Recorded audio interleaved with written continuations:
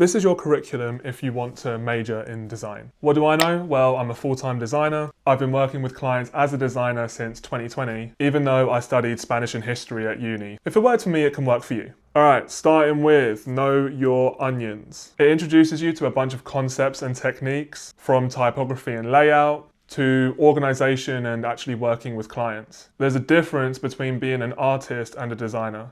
This book helps illustrate the difference and also helps bridge the gap between just creating versus creating for a client.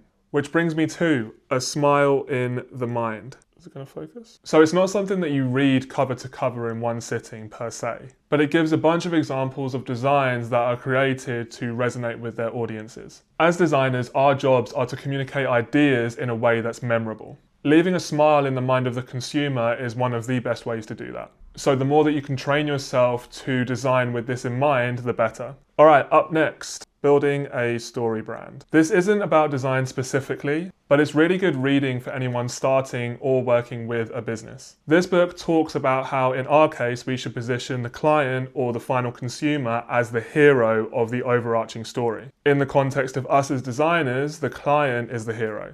In the context of the business overall, the consumer is the hero. Being able to connect these dots when zoomed out is super helpful. And finally, this one's a two-parter, but they're both really small books. There's Virgil Abloh's lecture at Harvard Graduate School of Design. You can get this book or you can watch it on YouTube. He talks about some of the methods we can use to come up with our own design language. And coming up with our own personal design language is something that we should all strive to do. And we create it from a bunch of different sources that have resonated with us. Part 2 of that is actually my A-level history textbook about the Renaissance. It's super accessible, you can literally read it cover to cover in an afternoon. But it talks about how the Italian Renaissance actually happened. Now we all know that the European Renaissance is one of the biggest explosions in design and artistic endeavour in modern history. So there's a lot to learn from the artists, designers, architects that came from the Renaissance. My main takeaway for my own career is that the early Renaissance was about imitation, the high Renaissance was about perfection, and the late Renaissance was about innovation. This innovation is akin to Virgil's personal design language. Have a read of these suggestions, action what it is that you learn,